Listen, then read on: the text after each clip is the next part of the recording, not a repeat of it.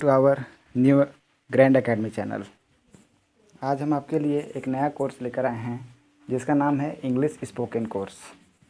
इस English spoken course में हम जानेंगे इंग्लिश बोलने के लिए कौन कौन से इम्पोर्टेंट टॉपिक्स हैं जिसको पढ़ने के बाद हम इंग्लिश बोलना लगभग शुरू कर सकते हैं। फ्रेंड्स, मैंने यहाँ पे अपने टाइटल में रखा हुआ है स्टॉप मरमरिंग स्टार्ट स्पीकिंग, जिसका मतलब होता है बुदबुदाना बंद करो और बोलना शुरू करो। चलिए फ्रेंड्स, स्टार्ट करते हैं। फ्रेंड्स, मैंने यहाँ पर 3 important topics English spoken course के लिए रखा हुआ है। सबसे पहला इम्पॉर्टेंट टॉपिक है आपका tense, and then voice, and third one is narration. Friends, tense उतना ही ज़्यादा इम्पॉर्टेंट है जितना कि मैथ में रेशनल नंबर या नेचुरल नंबर या होल नंबर पढ़ना, क्योंकि इन तीनों के पढ़ने के बिना आप मैथ बना ही नहीं सकते हैं। उसी प्रकार से हमारे इंग्लिश में भी टेंस पढ़ना उतना ही ज़्यादा इम्पोर्टेंट है, क्योंकि टेंस पढ़ने के बाद ही कोई भी व्यक्ति इंग्लिश बोलने के लिए कोई भी सेंटेंस को बना सकता है, कोई भी बात को बोलने के लिए वो स्टार्ट कर सकता है। Second one is voice. तो फ्रेंड्स, वॉइस टेंस का जस्ट अपोजिट है, यानी कि किसी की बात को हम जस्ट बदल करके बोलते हैं, उसको वॉइस कहते हैं। और नरेशन को हम सिंपल शब्दों में जान सकते हैं चुगली करना, यानी कोई भी किसी की बात को बोला और हम उसकी बात को अपने भाषा में बोल दिए, अपनी तरीके से बोल दिए, दैट इज़ नरेशन। हम लोग स्टार्ट करेंगे टेंस से। फ्रेंड्स, जैसा कि हम सब जानते हैं टेंस के 3 मेन काइंड होते हैं और 4 हर टेंस का इसका अपना काइंड होता है। टेंस के तीनों काइंड्स का नाम है, पहला present tense, second past tense and third future tense. Friends, present tense के भी 4 काइंड आते हैं, पास्ट टेंस के भी 4 काइंड आते हैं और फ्यूचर टेंस के 4 काइंड आते हैं। इन सभी टेंसों के बारे में हम लोग डिटेल में स्टडी करेंगे, जिसके के बाद हम इंग्लिश बोलना या इंग्लिश में लिखना ईजी हो जाता है हमारे लिए। इससे पहले हम टेंस पढ़ें, सबसे पहले हमें जानना होगा कि सेंटेंस क्या होते हैं, क्योंकि जब भी हम कोई सेंटेंस बनाएंगे तो उसमें आपको सब्जेक्ट क्या होता है, प्रेडिकेट क्या होता है और इससे रिलेटेड सारे चीज़ समझने होंगे। जैसा कि हम यहाँ देख सकते हैं कि सेंटेंस में आपका पार्ट ऑफ सेंटेंस 2 आ रहा है, पहला सब्जेक्ट एंड सेकंड प्रेडिकेट या ऑब्जेक्ट।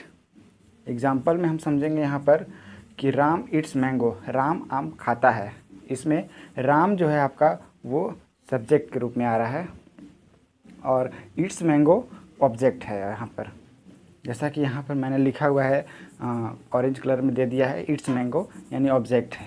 पहला चीज़ हम नोटिस करेंगे, सेंटेंस का फर्स्ट पार्ट जो होता है वो सब्जेक्ट होता है और ज़्यादातर सेंटेंस में लास्ट जितने भी रेस्ट बच जाते हैं वो इट्स मैंगो या कोई भी अदर वो आपका ऑब्जेक्ट में आता है।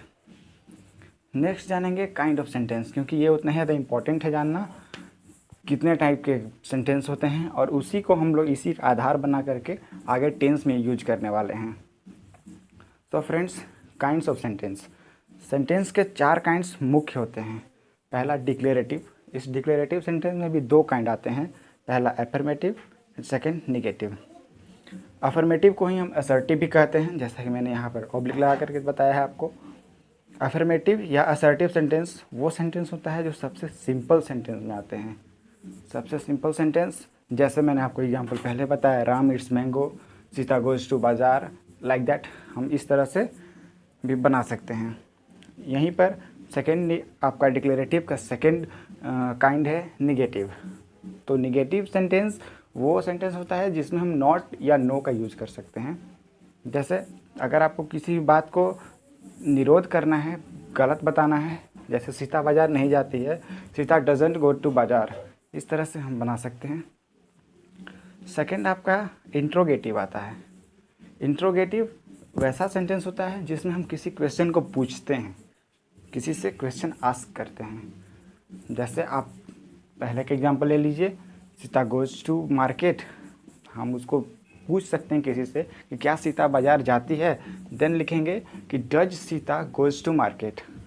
इसी तरह से इम्पेरेटिव, आप सब जानते हैं इम्पेरेटिव बहुत ही ईजी सेंटेंस होता है जिसमें हम एडवाइस या सजेशन देते हैं किसी को भी, कोई भी एडवाइस या सजेशन। जैसे अगर किसी को डॉक्टर्स देते हैं कि आपको एप्पल खाना चाहिए तो यू शुड ईट एप्पल। इस तरह से आप कोई भी एडवाइस दे रहे हैं या किसी को ऑर्डर दे रहे हैं, वैसे सेंटेंस इम्पेरेटिव सेंटेंस में आते हैं। फोर्थ आपका एक्सक्लामेटरी सेंटेंस। एक्सक्लामेटरी सेंटेंस में वैसे सेंटेंस आते हैं जिसमें हम आश्चर्य सूचक बता करके वो सेंटेंस को बोल सकें या लिख सकते हैं। These are very easy things, आप ये सब पहले ही पढ़ चुके हैं और ये 4th 5th की सिलेबस है, आप स्टडी कर सकते हैं अपने अनुसार।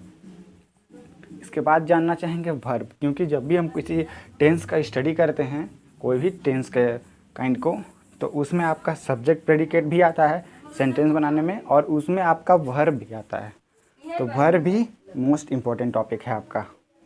अब वर्ब में हम 5 फॉर्म ऑफ वर्ब देखेंगे। आपका सबसे पहला फॉर्म है V1। V1 जो है यानी वर्ब का फर्स्ट फॉर्म, वो बेसिकली इंडेफिनिट टेंस के लिए यूज होता है। इंडेफिनिट टेंस चाहे कोई भी इंडेफिनिट हो, प्रेजेंट इंडेफिनिट, पास्ट इंडेफिनिट या future indefinite, sorry past indefinite में नहीं आता है ये, फ्यूचर इंडेफिनिट, प्रेजेंट इंडेफिनिट या फ्यूचर इंडेफिनिट में हम V1 का यूज करते हैं। एग्जाम्पल मैंने यहाँ पे दिया हुआ है, laugh, tell, bath, walk, talk, etc। V2 यहाँ पर मैंने ऑलरेडी लिख दिया है, V2 का यूज सिर्फ पास्ट इंडेफिनिट में ही होता है।